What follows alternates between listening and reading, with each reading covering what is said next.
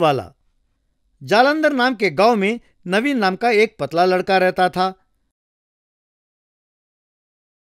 वो एक बार गांव की गलियों में घूम रहा था कि एक दोस्तों की टोली में एक लड़का नवीन को देखकर, अरे सुकड़ू, कहां जा रहे हो? जिम जा रहा हूं साहब। वो जोर से हंसकर क्या, जिम? अरे जिम जाकर करोगे क्या? मैं मोटा होने जा रहा हूं।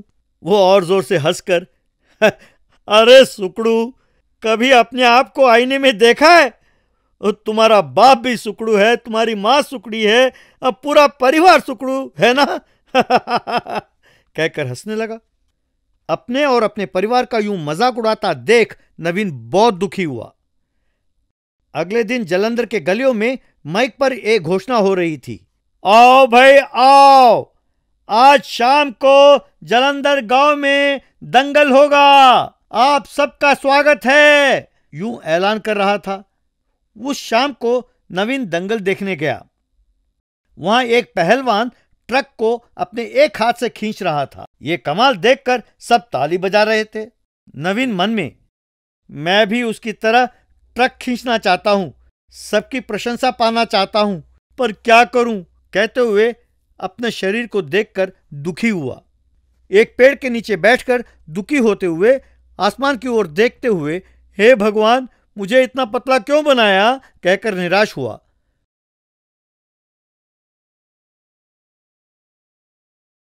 तभी एक साधु ने नवीन को देखा और, क्यों बेटा, किस बात की चिंता है? मैं अपनी जिंदगी से तंग आ गया हूं, सब मेरा मजाक उड़ाते हैं, भगवान ने मुझे इतना पतला क्यों बनाया स्वामी? बिना कारण के कोई बात नहीं होती बेटा, भगवान ने किसी कारण से ही तुम्हें पतला बनाया है। मैं 4 लोगों से घुल मिल नहीं पा रहा हूं, आप ही कोई मदद करें स्वामी। साधु ने बहुत सोचकर हवा में हाथ यूं हिलाया। नवीन के हाथ में एक डिब्बा प्रकट हुआ। बेटा, इस डब्बे में एक दवाई है, उसे बहुत ध्यान से प्रयोग करना। हर रोज रात को सोने से पहले सिर्फ 1 चम्मच खाओ, बस। सवेरे तुम्हें बहुत ताकत मिलेगी, पर उससे ज्यादा ना लेना, ध्यान रहे, कहकर वो वहां से चला गया।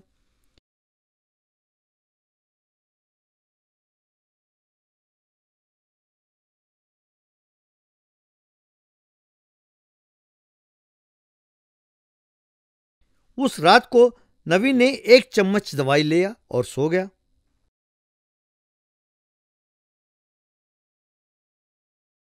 सवेरे उठकर देखा तो वो गठीला बदन वाले में बदल गया। नवीन बहुत खुश हुआ।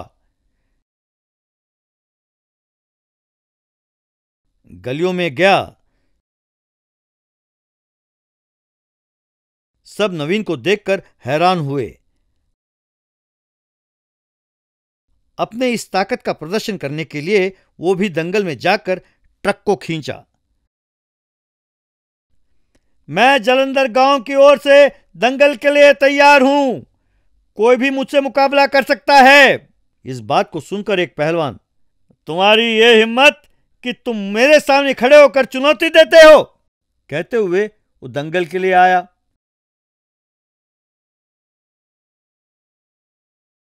नवीन ने उसे सहजता से उठाकर नीचे पटका। वहां खड़े लोग अवाक होकर देख रहे थे। सब ने नवीन के लिए ताली बजाई। नवीन बहुत खुश हुआ। उस रात को नवीन ने सोचा, 1 चम्मच खाया तो इतनी ताकत मिली, अगर 2 चम्मच खाऊं तो? यूं सोचते हुए, पर स्वामी जी ने कहा था कि नहीं खाना चाहिए, चलो देखते हैं क्या होता है, कहकर 2 चम्मच लिया। अगले दिन नवीन बहुत बलवान दिख रहा था। पिछले दिन के मुकाबले इस दिन और डोले निकल आए थे। नवीन ने एक साथ 3 ट्रकों को आराम से खींचा। यह देखकर लोग उसकी प्रशंसा करने लगे, ताली बजाने लगे। नवीन को बहुत गर्व महसूस हुआ। तब नवीन ने घमंड में आकर ठहरिए, मेरी ये ताकत का प्रदर्शन एक नमूना था। कल मैं आपको असली ताकत दिखाऊंगा। वो पहाड़ देख रहे हैं, मैं उसे उठाकर दिखाऊंगा, कहकर वहां से चला गया। उस रात को नवीन 2 चम्मच खाकर इतनी ताकत आई, यूं सोचकर दवाई को ज्यादा मात्रा में लिया। अगले दिन सवेरे नवीन उठ नहीं पा रहा था।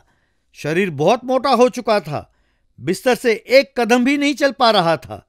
तब नवीन, ये क्या हो गया है मुझसे तो एक कदम चला नहीं जा रहा। हाय रे, ये क्या हो गया। तब उसे साधु की बात याद आई। हाय, ये मैंने क्या किया। अब मुझे अकल आई, मैंने साधु की बात नहीं सुनी, ये क्या हो गया, कहकर दुखी हुआ। कुछ देर बाद साधु नवीन के घर आया और देखा बेटा भगवान की लीला को। वो जानता है कि किसे क्या देना चाहिए, इसीलिए जो अपने पास नहीं है उसकी चिंता छोड़कर जो अपने पास है उसका सही प्रयोग करना ही श्रेष्ठ है। मुझे क्षमा करें, मेरी आंखें खुल गई हैं। अब मैं समझा कि मेरा पतला शरीर कितना बढ़िया है। साधु ने हाथ फिर से हिलाया तो नवीन फिर से पतला हो गया।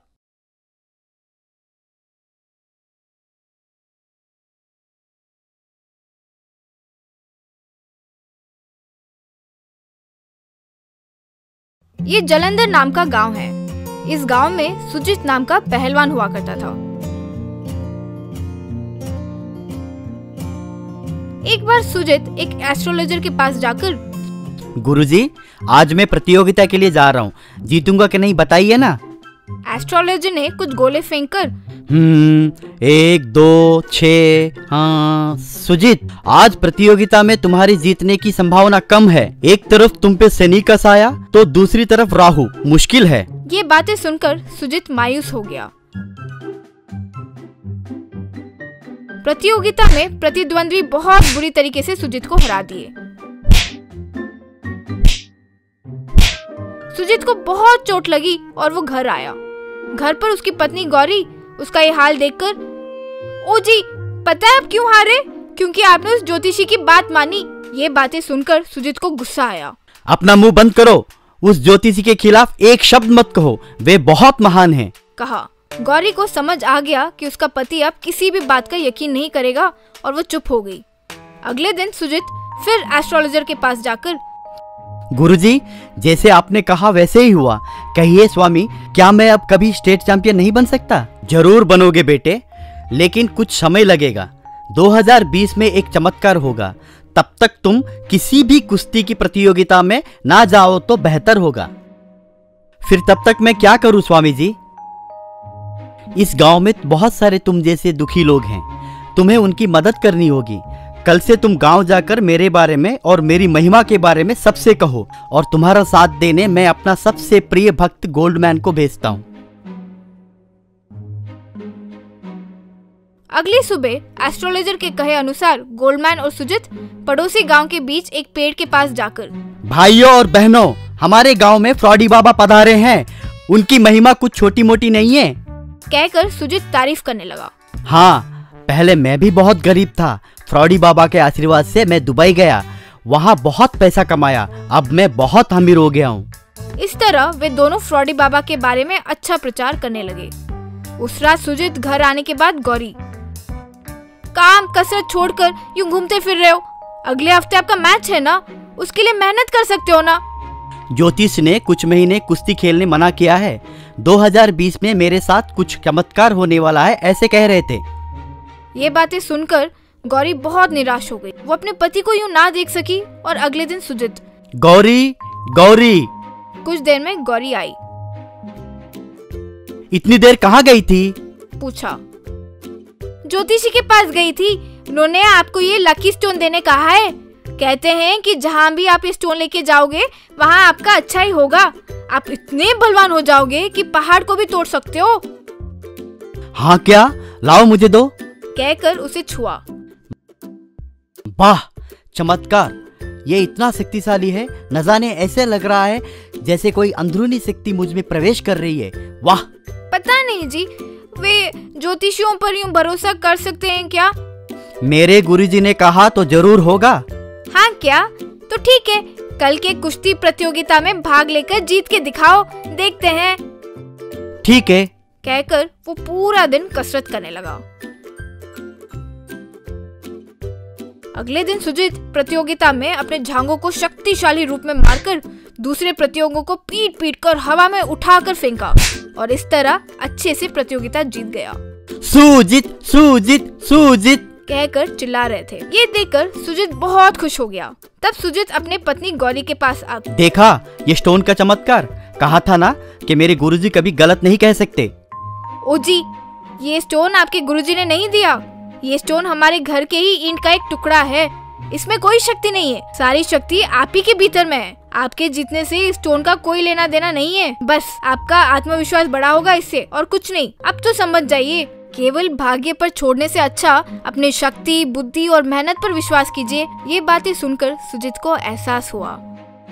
इसके बाद स्टेट चैंपियनशिप प्रतियोगिता में फर्स्ट प्लेस भी जीत गया।